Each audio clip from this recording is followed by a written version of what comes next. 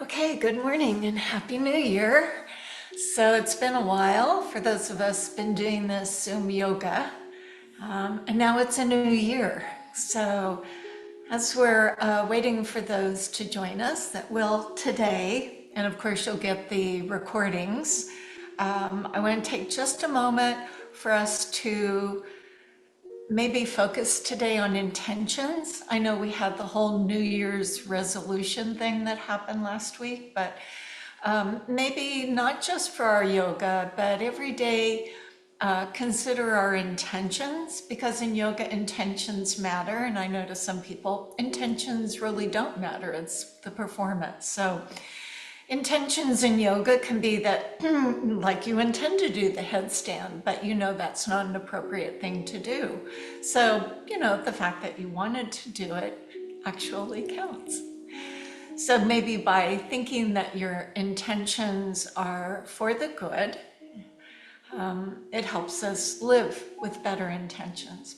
I don't know, it's just a thought.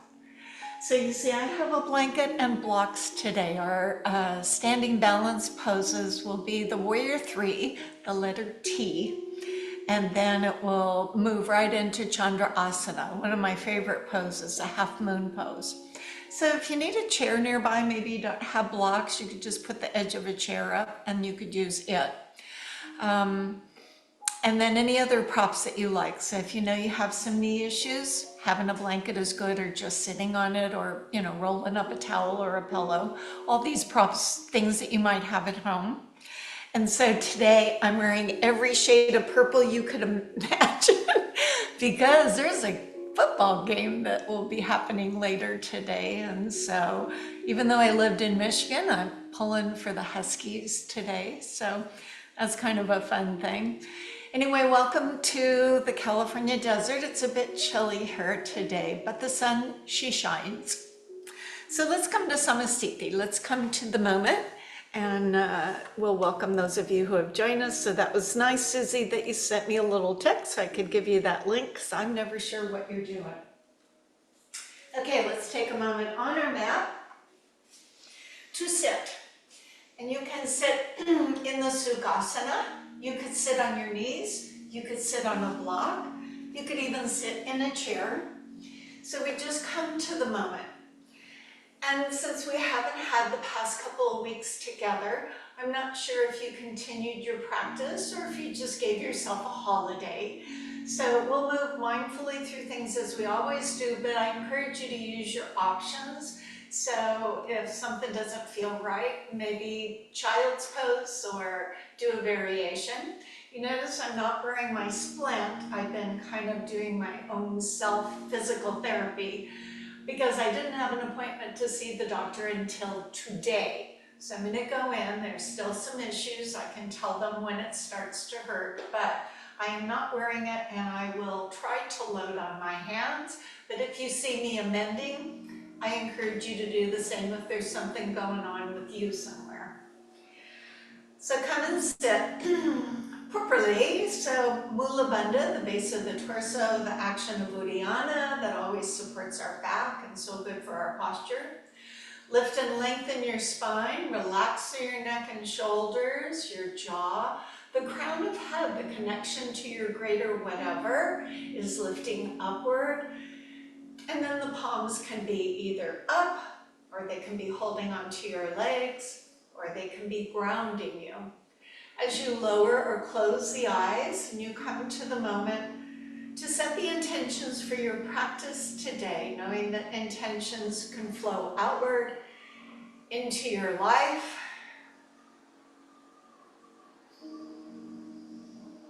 So you draw upon the breath, and there will be some background music just in case the lawnmower guys come. So I'll pay attention and make sure it's not too loud for us. So feel the body expand through the ribs. So that would be the front of your body, the back of body, the side of body. And then notice how available your nasal passages are. So if need be, breathe through your mouth. And then as you open your eyes and open your arms and stretch yourself out to the side, lifting the arms, lifting the heart, lifting your face, joining the palms together, we place the hands at our heart, and that's where we cultivate the attitude of gratitude. So, we're thankful for this day, we're thankful for fill in the blank. Yes, there's a little humming behind us. From here, let's come to a standing position and try not to use your hands. So as I come to stand up, find your way, use your hands or whatever you need. If you need it, I'll set my blanket off here. Now I put my mat this way because usually it's best for you to see what I'm doing when I face this way. But you can be at the front of your mat as long as you can see me. Let's start down here at the feet, at the tootsies. You may have your slippers or you may have your socks on. It might be chilly where you are. So I'm rooting the feet. I'm going to lift and lower the toes. Yeah. So I'm standing like a mountain, Mula Bandha, Uddiyana action, shoulders, neck, just like I did when I was seated.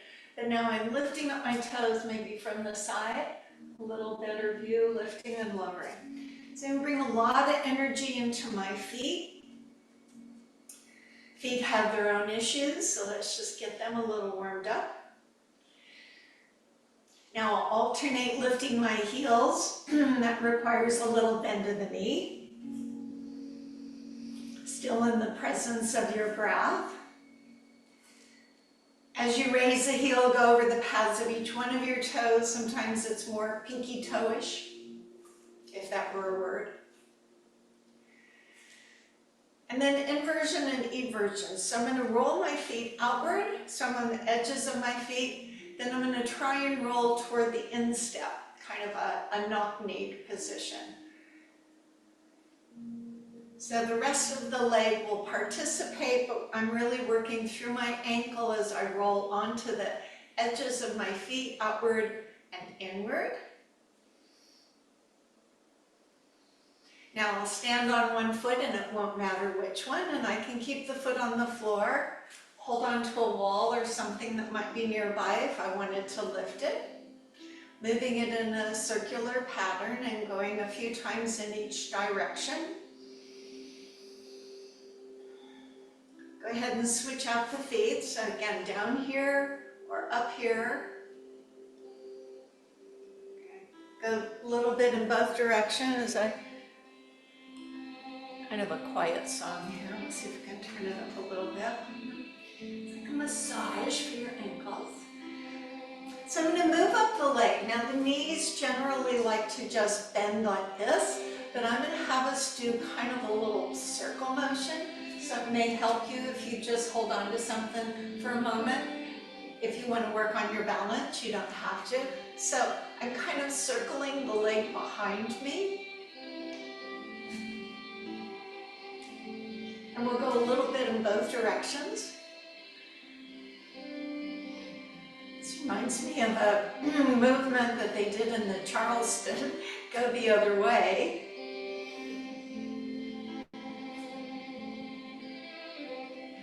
Pause, switch legs again. You got the two legs, you mix and match. So I've got my foot back, I pick up my foot, and then I try and move it. If that's a little wobbly, just hold on to something nearby. So I'm activating my hamstring, my posterior chain is a little activated. Let's go the other way. Oh, there was my knee popping, saying good morning to you. Let's move up the body as you come back to your mat and spread the feet a little bit wider. Put the hands on the hips. So I'm going to make a figure 8. So I'm going a little forward, a little backward, a little forward, backward. And just generate a little energy through the pelvis. Mula Bandha, Mula Bandha, Mula Bandha. And because we're in the privacy of our own home or wherever you might be today, I'm going to rock my pelvis. So I will show you with my hands on my hips and my knees a little bent that I drop the tailbone, squeeze my bums, and zip my zipper, tipping my pelvis forward. Upper body stay still. and then tipping the tailbone back. So it's like half of a cat-cow in a standing way. Sometimes the upper body wants to be involved. Let's leave her out of it for the time being. So I'm tightening through my glutes, engaging through my bandhas. And sometimes you may feel a little issue with your low abs. This brings a little warmth. Be gentle. Now move it in a circular pattern. With your breath and your intentions and your awareness, let's go the other way.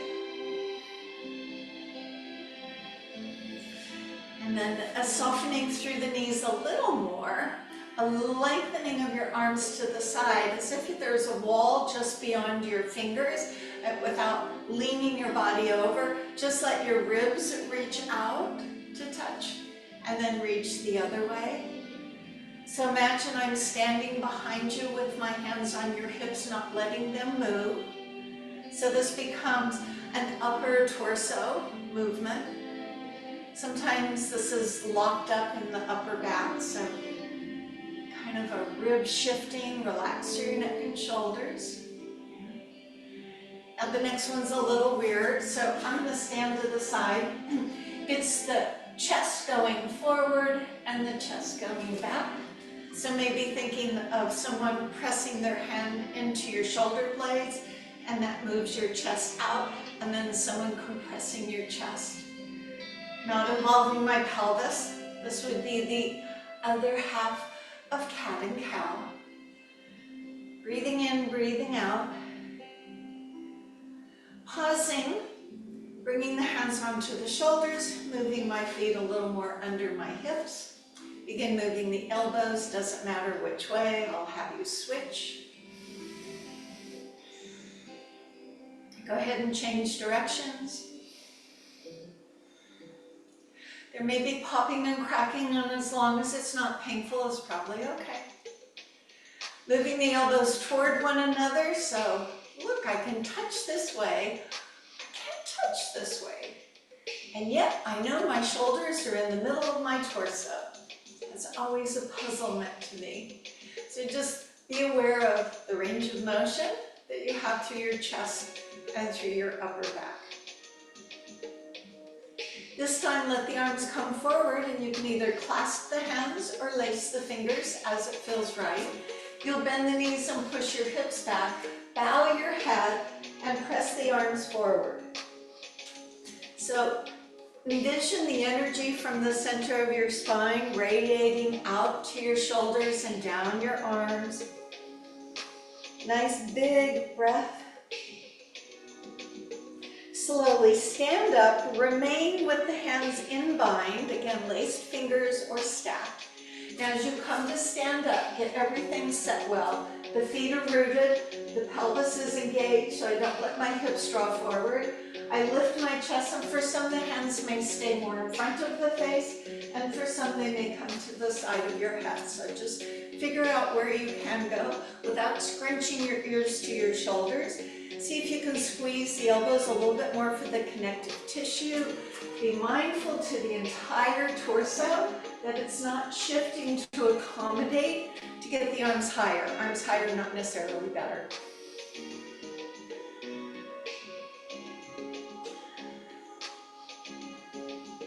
Find your breath. Allow the hands to come behind and cradle the head or the neck. Again, laced fingers or just stacked hands would be fine. A string on the sternum. Now you lift the heart, and if that feels like too much back bending to you, do let the hips shift a little forward. But make that a conscious thing, not a subconscious, I wasn't even paying attention thing. So just lifting the head, you don't have to look upward, you can look more outward.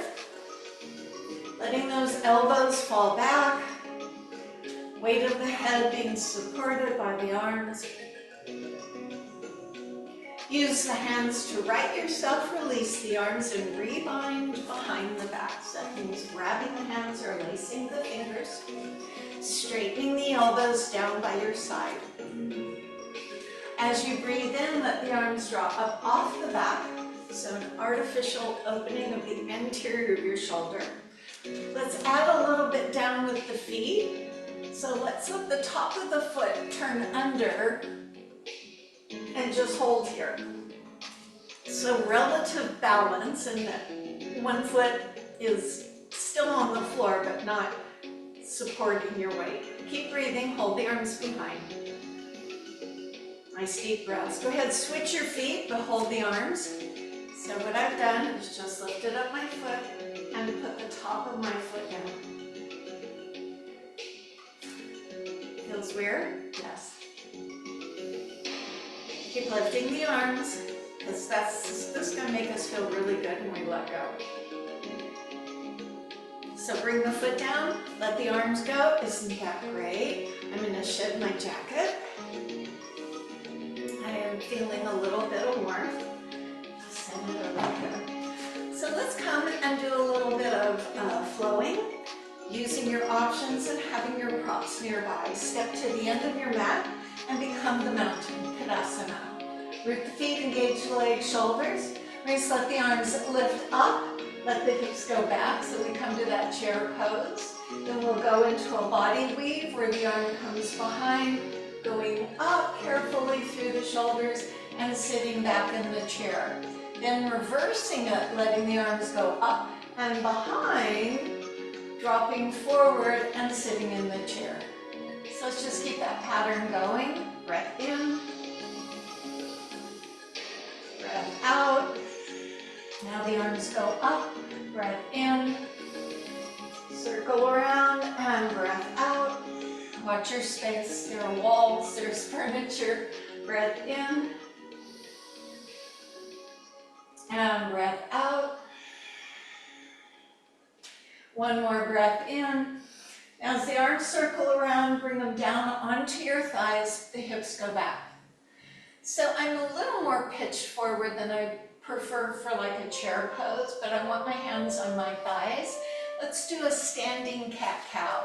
So tucking the tailbone, rounding the back, putting the two parts together we did a moment ago, lifting the tailbone, extending your chest. Using your breath out to pull the belly up, using your breath in to open your chest.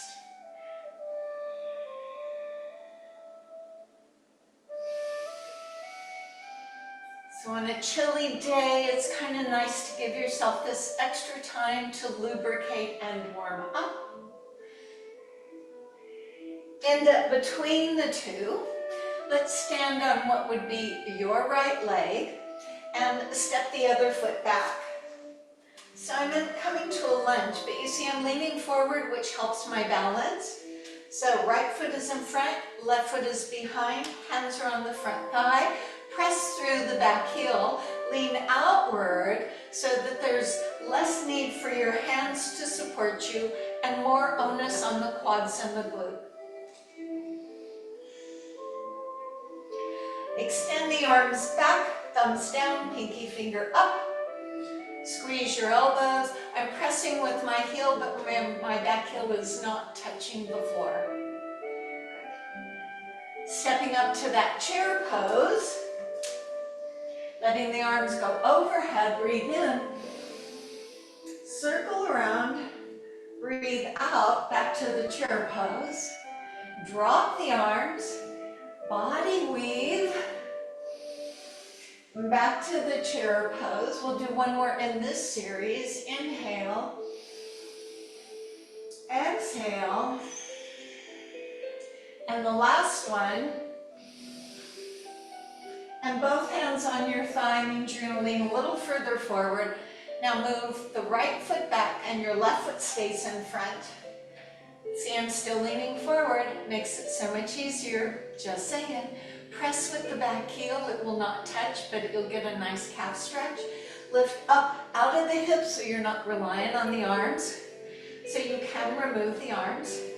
That the front knee is well placed over your ankle. And then let the arms extend back. Lots of energy in those arms. Find your breath, a little bit of balance. Stepping up into chair pose. Now go to the extended mountain. So as I stand up, I don't let my hips thrust forward, raise the arms up, join the palms together, place the hands at my heart.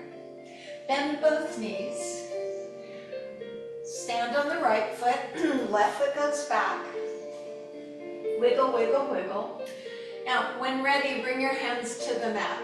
Fingertips touching, so you have what's called a 15-point line. 5 fingers, 5 toes, 5 fingers. Lift and lower your hips a little bit. So again, not a whole lot of weight on my hands. Letting my hips lift and lower gently. Not letting my knee protrude past my foot.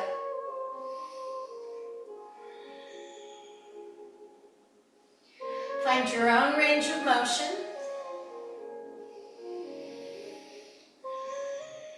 Next time the hips are up, push off the back foot, step up. Drop the hips, lift the chest. Step your other foot back, probably your right. Wiggle it until you get that good alignment. And then let's repeat the lift and lower here. Now for some people, blocks are a good thing to have when you're in a low lunge.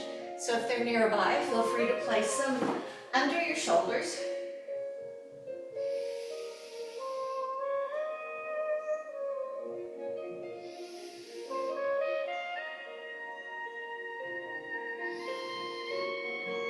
So we're going to be coming to a plank position. Leave the hips up.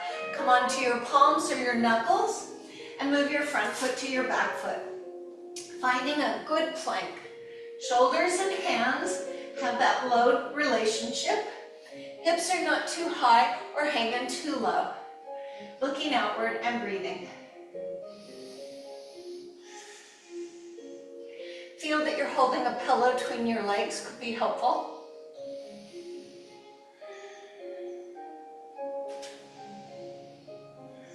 Chin up.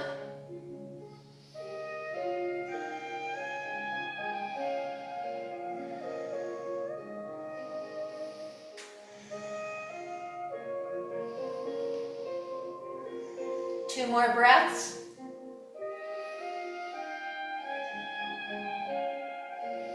Soften your knees, and if you need a pillow or a blanket, drag that back so you can put that under the knees. We're going to hands and knees, but right now let's go to child's pose.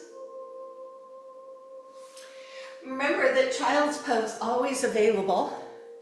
If you ever feel like that what we're doing is a bit much, you come to child's pose. And when I'm in child's pose, I kind of squirm around, notice things in my body that might need a little wiggle. So I place the blanket under my knees. I'm not saying that you need them. We're going through a pattern that will put us into a downward dog and then to only part of the bird dog. So come to your all fours. Now if you're able to be on the palms of the hands, remember to spread the digits, looking for that L shape between the middle finger and thumb. If that's not workable, wasn't workable for me, may not be today. I like the knuckles, thumbs forward. You can always vary by forearms or using weights in your hands. So pick the option that's best to you. So my toes are turned under, my knees are not too wide and not too narrow. This is how I know my stance for my downward dog is properly placed. So on the inhale, I go to that downward dog. And my heels may or may not touch the ground. You have a really good chance when you come from all fours. Feel the head is between your shoulders, not in front or behind. If it's really tight on your hamstrings, bend your knees to make this more comfortable for your back. Feeling the elbows draw inward rather than bow outwards. Look forward and lower your knees softly onto the mat. So let's do the right leg, stretching it back. The toe is pointed down and the leg isn't too high and it's not open. So you just need it parallel to ground. Notice the change in weight distribution. A lot of weight on the right arm. It's missing a right leg, you know. Come back to all fours, and then downward dog.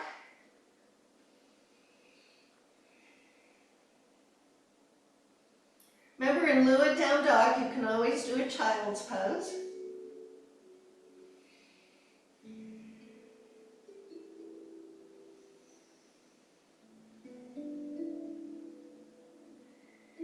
Mindfully look forward, set the knees down, extend other leg, left leg back.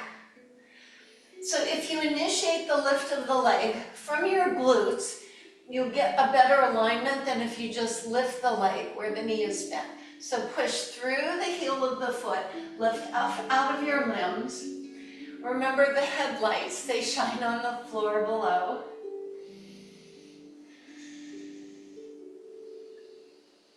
Good intentions. Mindfully replace the knee, and I say that because we don't want them to inadvertently come together. Downward dog.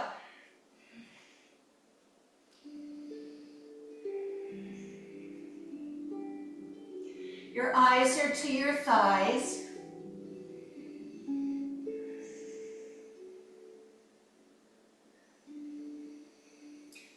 If you're on the palms of the hands, press into the pads of the first finger and thumb especially.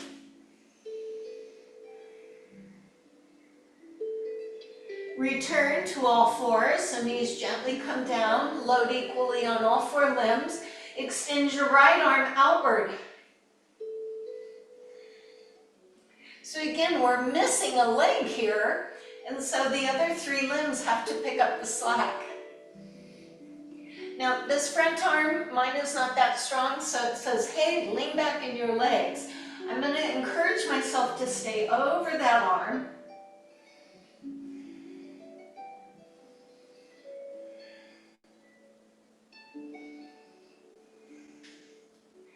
Return the hand, downward dog or child's pose as you prefer.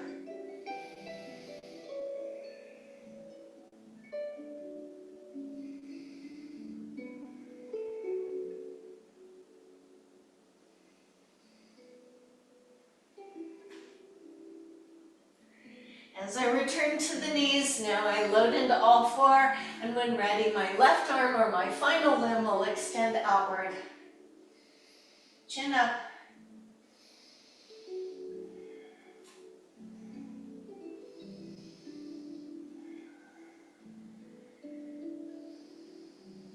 Breathe.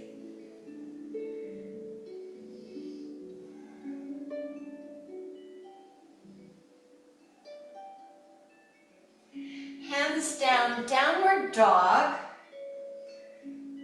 Walk your hands back to your feet, so bending your knees.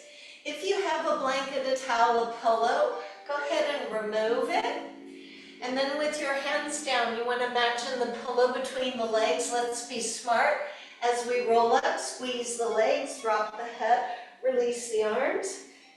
Stacking your vertebra little by little. Paying attention to blood pressure, it's a thing when you come from upside down. And then step to the front of your mat. Okay, so let's move on a little bit. For this next series, I think I may get there, I'm going to take one of my blocks and have it up, because that's going to be my Chandrasana support and perhaps my Warrior 3.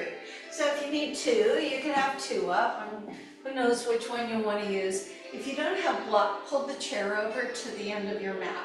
And then if you need to use the chair edge, use that. Have the chair edge facing you so you don't bump your head. Okay, let's see what we can do. I'm going to tell you which leg to use, so it won't always be a mirror today. So just listen for the leg I'm suggesting. The arms will lift as you breathe in. Bend the knees, put the hands on your legs as you breathe out, and here's my lean forward. Stand on your right leg, left foot steps back, two hands on the right leg. We've done this before, yes? Reach the arms back. Now lift the chest, so crescent pose. Reach the arms out in front, and I'm going to go to Warrior 3. Now, because those blocks are there, you might be encouraged to use them, but try not to. You don't have to leave the arms in front. They can go back behind you when you stand on the front leg and make that letter T. So as I lean forward, I might want to leave the arms out, lift the back leg. I may want to put the arms back, or if I really feel I need the blocks, they are there. Bend your standing knee, step back onto your crescent pose, the arms go back, step forward to chair pose, okay, bend here, body weave, arms all the way up, join the hands together, and float the hands into the heart. So we could do the other side. Some of this is familiar, don't you think? So I'm going to bend the knees, lean forward. Now the right leg goes back, both hands on my left leg. I wiggle, I'm in that nice long lunge. Engage my core, reach the arms back. Now that I'm stable, lift my chest for the crescent pose. Chin up. Allow the arms to go forward, and same option here. So remember, we strive to make a letter T. We kind of did that with the whole one arm, one leg bird dog thing. So as I shift forward, I can leave my arms in front, or I can move them back, or I can use my blocks. So I shift my weight up, I lift the back leg, I extend the arms out, or extend the arms back, or use the blocks on the floor. Engage your glute. Most people need to lower the chest and lift the leg. Standing knee can be bent if that's a little easier. Step back to your lunge. Still leaning forward. Step up into chair pose. Drop the arms, do the body weave. Join the palms together and hands at your heart. So we'll do Chandrasana next, and then we'll put the two together. So as I hinge my hips back, both hands to the right leg, left leg steps back, I'm leaning forward. I'm real stable here. So I'm going to use, my right leg is in front, so my right hand will go to a block. I like to use the blocks for this one. My left hand will go to my hip, and I'll hold on to the block. Lift my back leg. Now turn your body to the long end of the mat. So in Warrior 3, we point the toe down. In Chandrasana, we point the toe outward. So it's like your foot is on a wall. You can keep looking down. You can look out. You can reach up. You can also look up and breathe. It's your ta-da moment.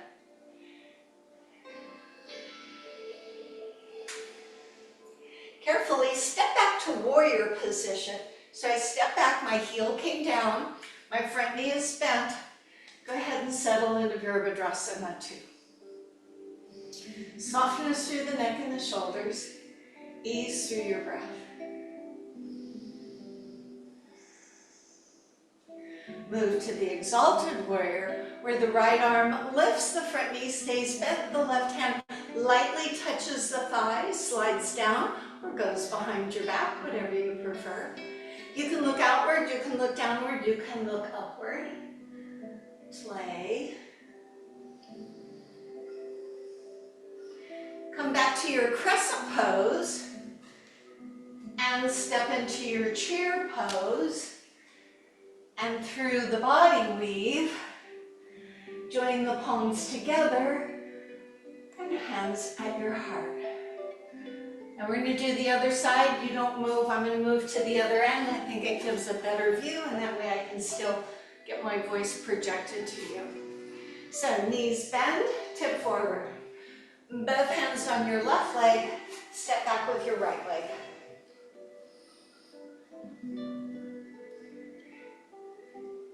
So I'm going to reach out with the whichever leg is in front, it's the left leg, and put my left hand on the block, the right hand on my hip.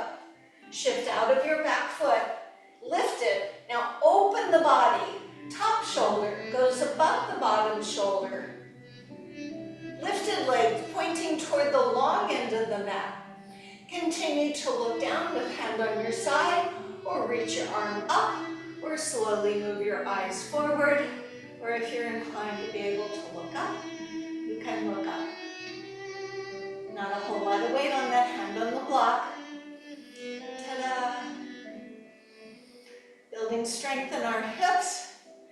Good intentions for balance. We're moving into warrior three, so the standing knee will bend. I'll step or fall back into my warrior placement of feet. Shoulders are down, body facing long into mat, eyes looking to the front hand. Gaze. Feel your body changing.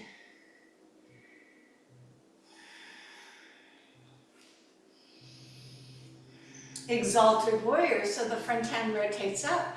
A scooping sensation as you lift the ribs, keeping the front knee bent, backhand light or behind your back. Some people prefer that. Looking down, looking out, looking up. Just a sense of exploration. Mindfulness to breath.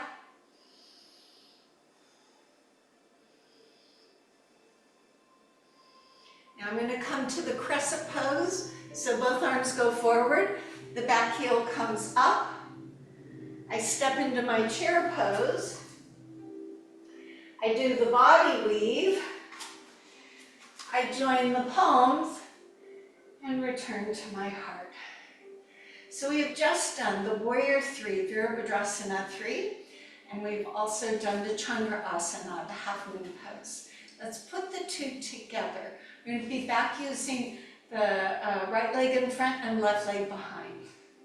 So sitting the hips back, both hands come to your right leg, step your left foot back.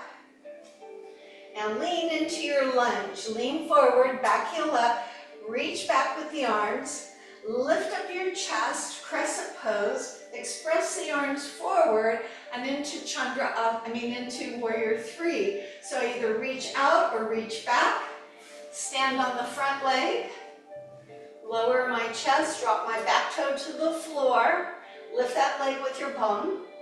Now drop the right hand, open the body to the long end of the mat, and see if you can transition into Chandrasana, half moon pose. Breathe. It's okay if you step out of it, it happens. Step back into your warrior. Collect yourself with calm. Soften in your shoulders. Go to the exalted warrior momentarily. Windmill the arms to the crescent pose. Back heel flips up. Step into your chair pose. Do the body weave. Stand all the way up and join the palms and return them to the heart. Now I'm on the other side. That means my left leg stays in front and the right leg goes back. So shifting forward, hands to left leg, right leg back, lean forward. Honest, it really helps. Reach the arms back, lift the chest up. Reach the arms forward, so it's the warrior three. Make a letter T, arms forward or back or on your blocks, shifting forward. I often put my hands back because it lets me notice where my hips are, but I haven't opened yet. I will open momentarily. So as you drop your left arm onto a block, open the right arm to the ceiling, turn the body, think of top shoulder over your bottom shoulder. Lifted leg is on an imaginary wall at the height of your hip. Ta-da! And breathe. Don't worry if you step out of it, it happens. Step back into your warrior. Sometimes it's a fall into your warrior. And collect that bit of calm. Exalted warrior for a moment. Now this time we're going down to the floor into a plank. So I windmill the arms, lift the back heel, come down onto my hands, and step back into my plank. Now here are your options from hands, knuckles, or forearms. You're going to alternate bringing a knee to your elbow on each side. So if you do not want to do the hands, you come lower and move your knee as best you can toward the elbow. Not likely if you're on your forearms to actually touch it. You have to be a little higher for that. So just play with this. Now for those who want a little more, for the second go round, I'll give you that option. Strong breath helps.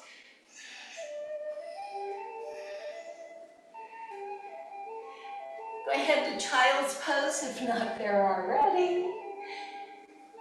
And while you're in child's pose without judgment or expectations, we will repeat that elbow to knee. This time, if you want to linger a moment with your knee at the same elbow and then make a quick change, it won't make any sound. So if you were upstairs, you would not be thudding and waking anyone up below you. So as you come up, maybe watch it. So here's this option I mentioned. The knee comes here, and then you quickly change. But you cannot hear me thudding. That might be an option that you want to do or don't want to do. Maybe you're good in child's pose. Let's give it one more try. Build our energy and our chi, our upper body strength, and cultivate some core. So bring yourself to your version of plank. Chin up, and then as you wish, move your knee from arm to arm.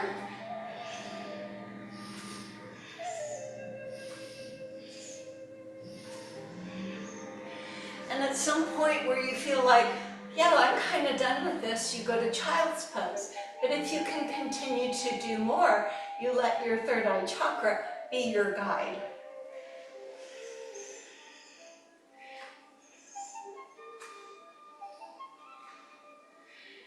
So let's all come to child's pose, resting the wrist.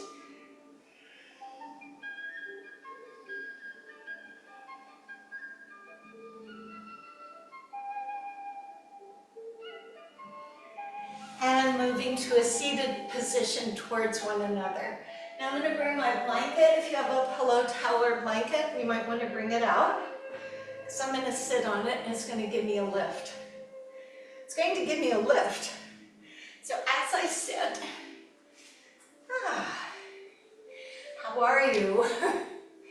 So we started out, and then we ramped up, and now we've come where we're going to kind of wring things out.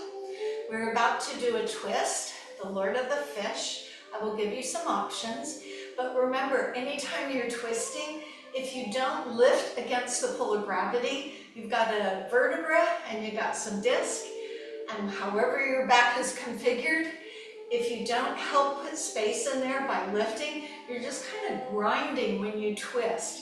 So keep that in mind. It's your body. So I will give some options. So the first one is with both legs extended. Sitting on the blanket or the towel is helpful.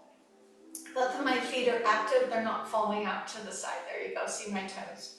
Let's bring, as I mirror you, your right leg in. And this can be option one. Crossing it over the extended leg can be option two. The extended leg tucked in under you while you're sitting on two bums, not just listed over on one, can be option three. So I think I'll just go to number two, just to give you some variation. So the up knee, your right knee should be held with the left hand, at least to initiate. Left hand at knee, right hand on the floor behind you. Here's where you get the spine nice and long. You grow about like 5 inches. So you lift out of that pelvis, relax the neck and shoulder. Now as we make this slow revolving, you can change the hand to an elbow, to an upper arm. Some people reach through the hole and reach around and grab their hands together. So if that's you, you be you.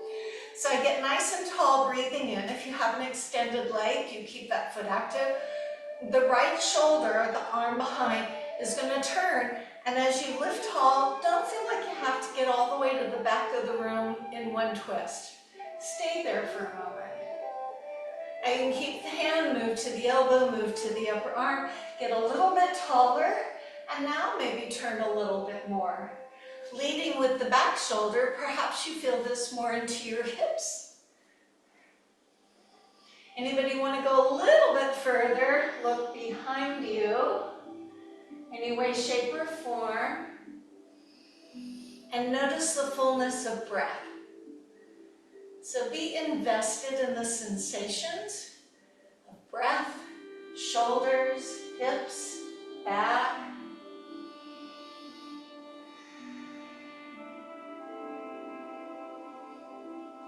As you slowly unspiral and return center, let's bring both legs out front, and that right leg is going to stay bent either at your calf or your knee or up at your inner thigh. So it's like a seated tree pose. So my right knee is bent and my left leg is forward.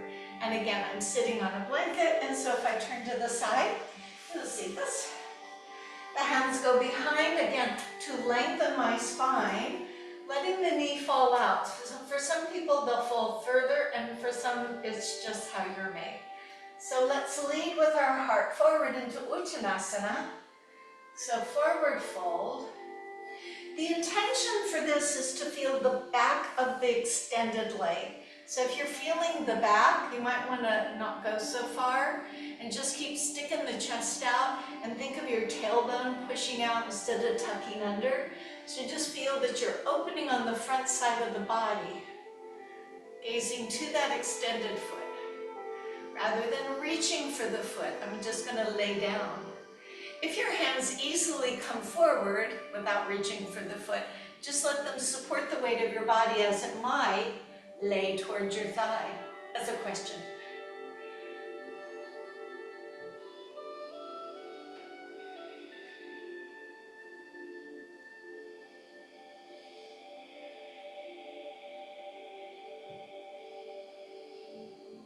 Full breath. Mindfully, so it means engage your core and support your back as you rise up, taking all the time you need, and then bringing both legs out in front. So we can do that whole series on the other side. That means the left knee comes in, can stay here, can go here, you can tuck the bottom leg under, and you could be here. So, any which way. Back arm is the leading arm, so you get nice and tall on your inhale. Draw the back shoulder back and create a bit of a curve.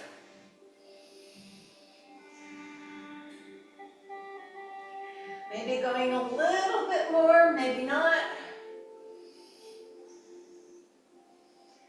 Maybe looking for that fullest expression of the Lord of the Fish or half Lord of the Fish.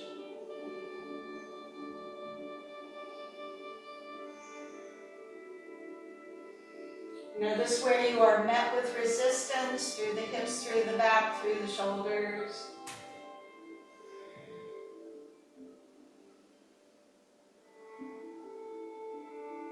Slowly unspiral. As both legs go forward, it's going to be the left leg that tucks in, so my right leg is fully extended, left foot either at the calf or the knee or high in my thigh. Hands go behind. Lift up my spine. That just makes it feel better anyway. And then lead with that heart with the support of your arms. So your leg may be up here, and that's maybe better to move the leg down if that helps you get more space. So work with your body to move into the back of the extended leg first. Then once the torso is through the pelvis, you can begin the releasing or laying down of the torso rather than the reaching for the foot. It's a thing. So.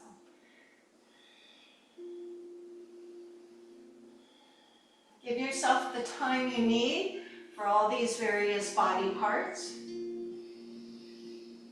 Hips back, shoulders, neck.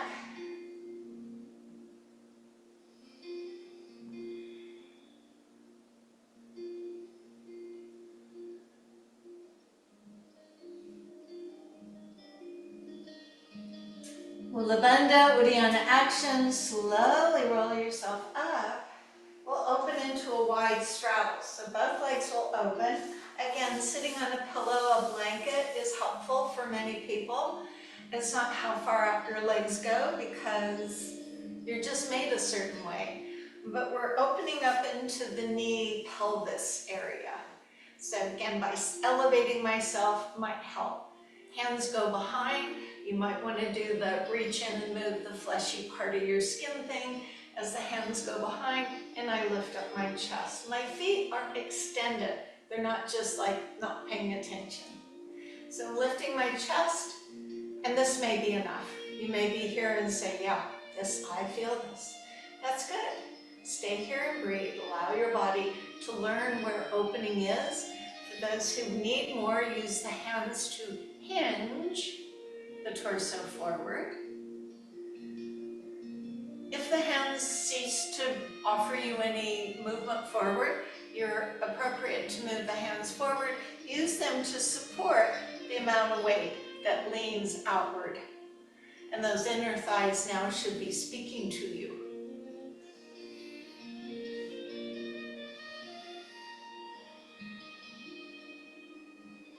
So we spend a little time in these hip joints. They're very good for our normal activities, like working in the garden or doing cleaning or playing sports like pickleball or tennis.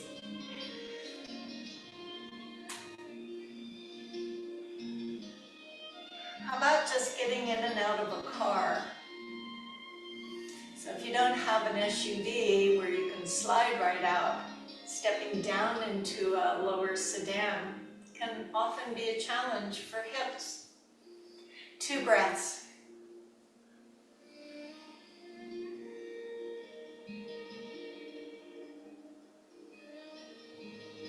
So I'm mindfully engaging my bandhas because I try and remind myself of that all the time. Then I'm going to slip my hands behind my knees, rock back toward my tailbone, and bring my legs up. This is where I drop my knees side to side with them together. Hands go behind. You can leave the inner edges of the feet together, but you don't have to. It makes for more of a twist. Kind of a nice little feeling of undoing things.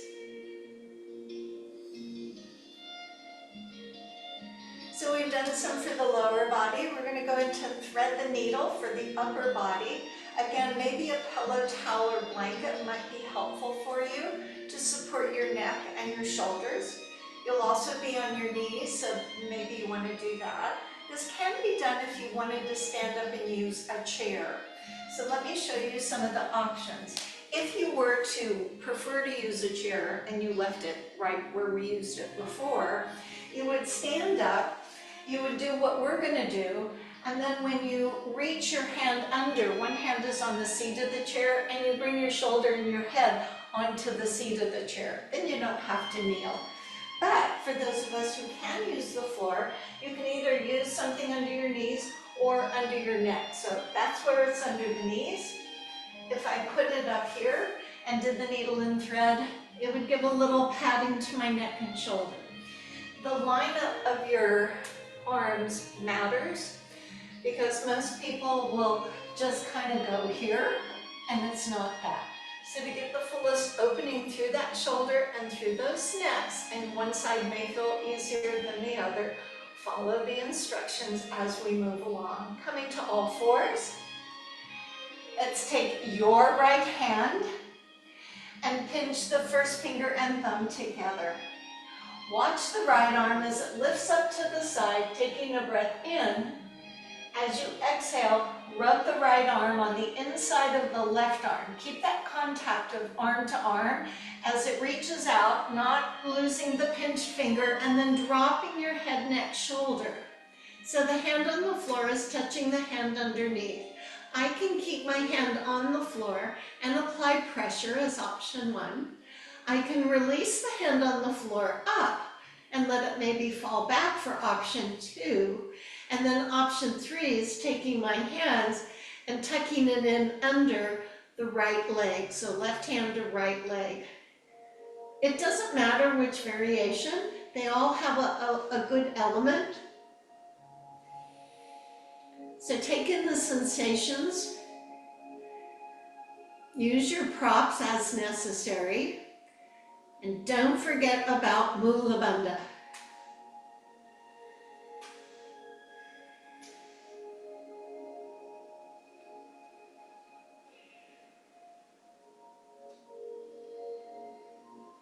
If your hand is up in the air, bring it right back down so it's just in front of the bicep of the arm on the ground with the finger and thumb pinched together. Press down on that left hand, drag your right arm out, let it do one more extension up toward the sky, and then return the hands down. You're fine to stay where you are. I'm just flipping the other way. Okay. So now I'm taking my left finger and thumb and dragging up with the breath in. And as I breathe out, rubbing it against the inside of my lower arm all the way until my weighted arm bends. Then I either use the hand on the floor to apply pressure to create more spiral, or reach the arm up, or let the hand come behind. Either one makes sense.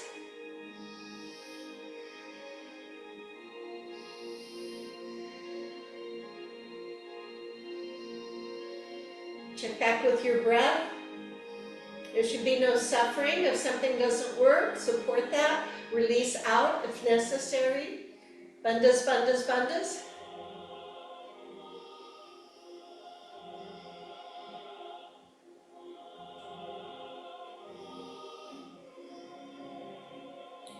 Bring the high hand mindfully down so you feel that bicep of the lower arm.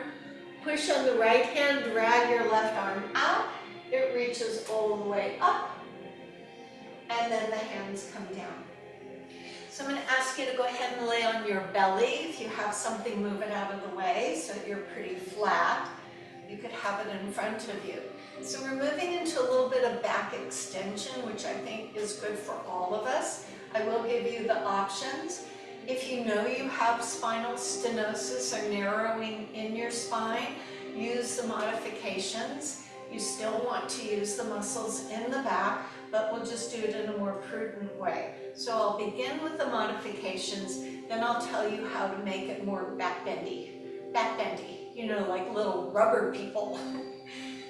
Little kids come out like that and they just are like rubber, aren't they? So at some point we harden up. And so let's be prudent. So I'm going to be doing what would be like an upward dog, but we're not maybe going to do the full upward dog. This will also work your triceps bonus. So you're on the belly wondering, well, what are we going to do, Karen? And I will tell you. So here I am lying on my belly because this feels kind of good. So the variation that I want us to use first is to bring the hands forward with the elbows in front of the shoulder, not under the shoulder. So have your elbows forward and the hands can be pointing forward.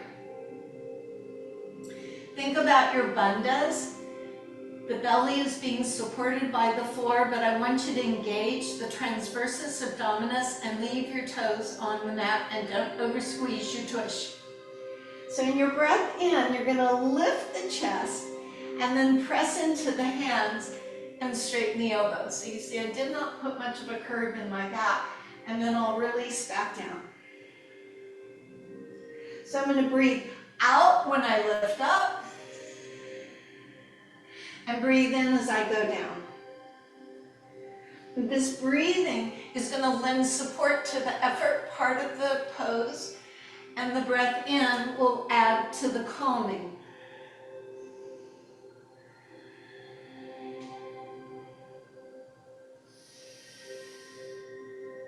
Now, if you find this to be not challenging enough and your back is happy, slide your elbows back, bring your hands forward, inward a little more, and do the same thing. Exhale, you start with the back and then you push with the hands second, rather than pushing with the hands. So it's just like other poses we've done. You lift with the muscles in the back, secondarily push into the hands, shoulders are down, Mindfully going up as far as you feel like you can. Breathing out on the rise. Breathing in on the lower. Taking breaks as you deem necessary. The more you do it, the more refinement you'll have. For those who say, I'm good with upward dogs, you've probably already brought those hands more under the shoulders. You're still lifting as if doing baby cobra, and then going up here to up dog and down. Exhale up. Remember, initiate with the muscles in the back. Watch the shoulder blades are not rising. So you'll see my hands come up. That's to remind me not to push on them when I lift. That way my muscles are working through this range of motion.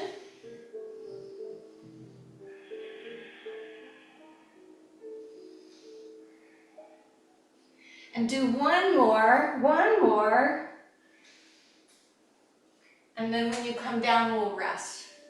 So as you rest, put your hands wherever you want. Notice the feeling in the back, resting. So for the next one, we'll leave the arms alone. We're going to bend the knees. By bending my knees, I'm putting pitch in my back. So you've got to be a little careful on this one. If you have some back issues, sorry, there's the lawnmower going by. And maybe just let your legs rock a little bit for the time being. So if you say, yeah, I'm good with this, Karen, what else is going on? I'd say, okay, well then try your elbows again in front of the shoulders. Shoulders are down like a sphinx, and have your knees bent, bringing your feet together. So it's a variation on the sphinx pose. If this one can be embellished, you'll bring the elbows back under the shoulders, drop the shoulders down, and keeping those knees bent. That's a lot of pull on the back, so if you say, I think I'm good with just sphinx pose and not lifting my legs up, you can certainly do that as well. Just take a few breaths here. Bandhas, bandhas, bandhas, right?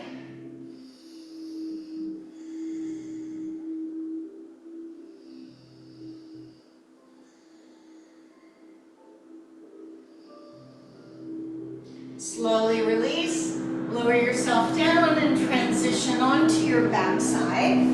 So as you flip over, I'll see if I can find a little more volume on my music to kind of block this. You should be getting further and further away. So you're on your backside. Have you already brought your knees into your chest? Because usually that's what people like to do. Nod your chin, and if you need the pillow under your head, use that. Let's bring the knees together, so make that knee sandwich and draw some circles. Feels very nice. We'll go the other way. So we're going to finish with what's called the crisscross. That means that an opposite shoulder will come to an opposite hip, not a knee and an elbow. Look, I could do knee and elbow all day and not really do much for my abs. So I want to think hip and shoulder. I'll use the hands to cradle the head so that if I let go, my head falls down. I'm looking more outward. And rather than knees into my chest, which makes my back happy, I'm going to move the knees out to challenge. That means I need to use the action of Uddiyana a whole lot more. So I will think of shoulder moving to the opposite hip. That leg will come in to help facilitate that. The opposite leg, or the elbow that's coming across, is going to reach out. That's not the important leg. This is the important leg. So you pull that leg in as if to move shoulder to hip, and then come back center, reconnect to resting your head, and repeat on the other side. So it's a breath out, and a breath in, and a breath out, and a breath in. Pull the leg in hard, rest your head when you come center, use your breath out, Rest your head, but don't let it lower. Breathing in. Continue that pattern.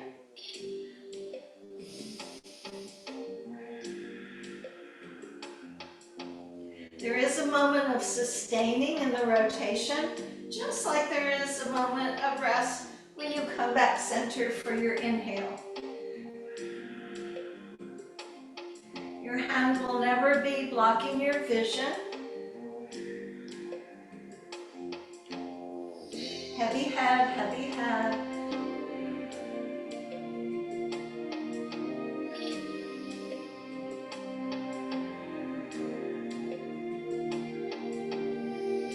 Let's do about 4 more, just so you know where we are. Heavy head.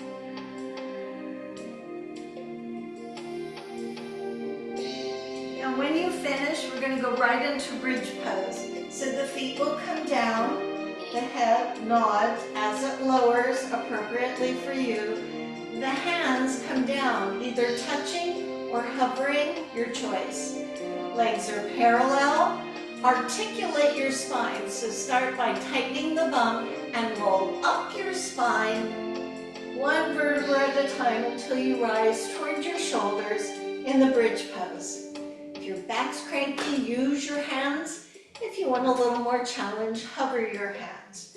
Feel the thighs are extending outward, not flowing open. And you breathe. Nice big belly breath.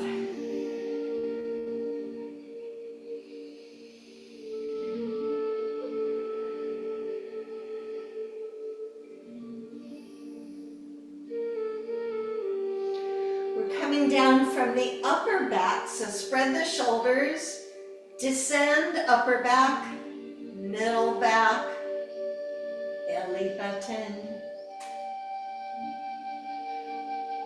Recline to cobbler's pose for those who can. That means bottom of the feet together, knees open, arms float up, elbows bent. If that doesn't suit you, just leave your knees bent. Let your arms go overhead a little bit.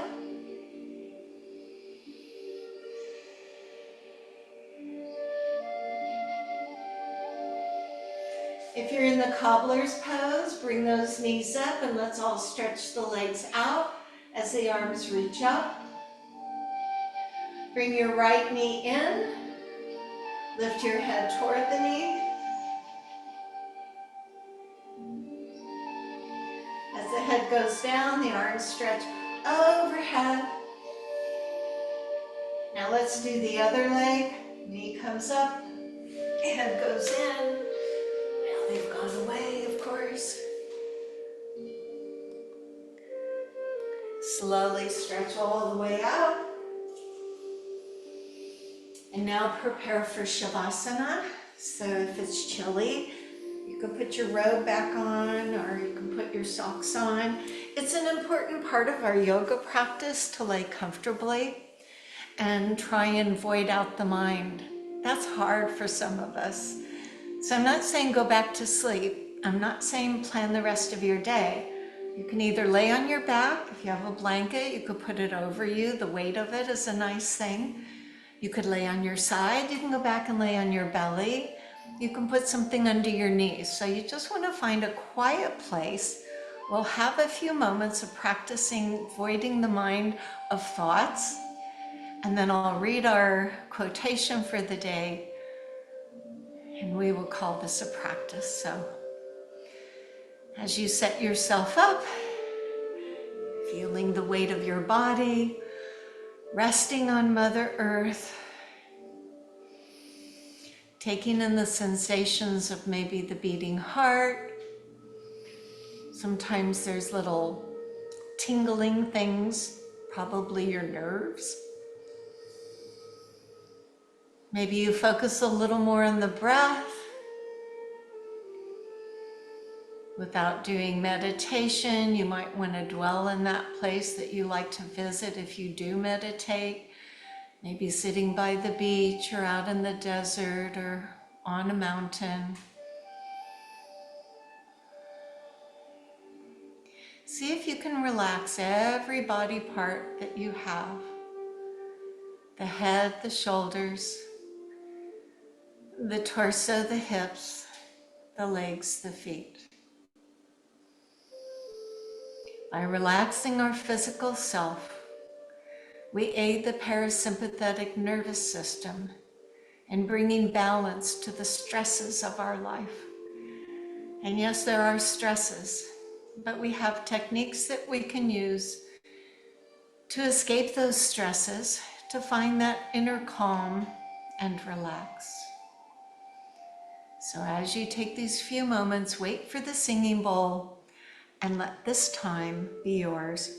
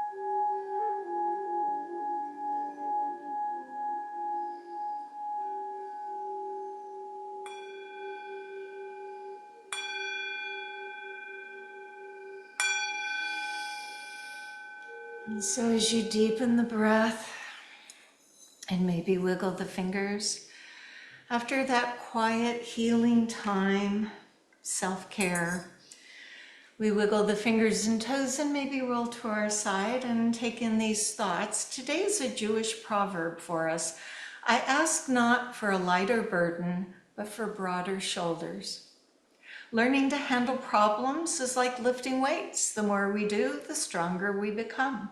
And none of us wish for problems, of course, but when they come along, and we must all face problems in our lives, we can take solace in knowing that we are gaining coping skills that will help us in the future. So thought for us today, I have learned a lot from the most difficult times in my life, and I am a stronger person as a result. So with that said, go ahead and bring yourself up to a seated position. As you sit in any variation that suits you, mindful of your bandhas and relaxation through the neck of the shoulders and how our breath is our friend.